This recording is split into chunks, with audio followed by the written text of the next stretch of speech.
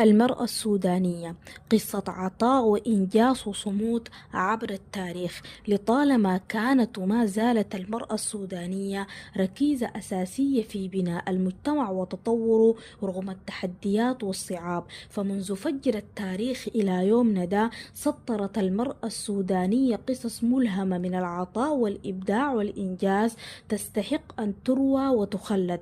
ودور المرأة السودانية ما كانت مقتصرة فقط على الأدوار المعتادة داخل المنزل. ففي بدايات القرن العشرين مع بزوغ الوعي الوطني كانت المرأة السودانية في طليعة الصفوف مطالبة بالاستقلال. وكمان المرأة السودانية أسست المعاهد الدينية والمراكز النسائية اللي لعبت دور كبير جدا في نشر الوعي وتعليم النساء والمطالبة بحقوقهم الشرعية والقانونية.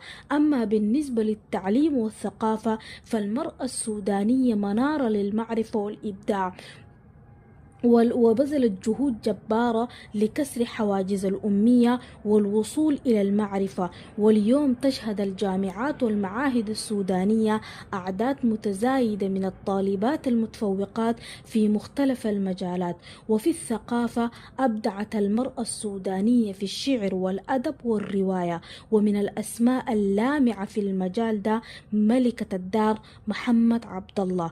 وبالنسبة للصناعة فاختراعات المرأة السودانية وصلت العالمية وإبداعاتها تخطت حدود الوطن، زي تصميمات الثياب السودانية والعطور السودانية بأنواعها المختلفة والمنتجات الجمال الأخرى اللي عليها الطلب حتى من خارج حدود الوطن. واليوم رائدات الأعمال السودانيات بيقتحم مجالات جديدة وبيحقق النجاحات ملحوظة. وده دليل إنه المرأة السودانية بتلعب دور فعال في تنمية الاقتصاد.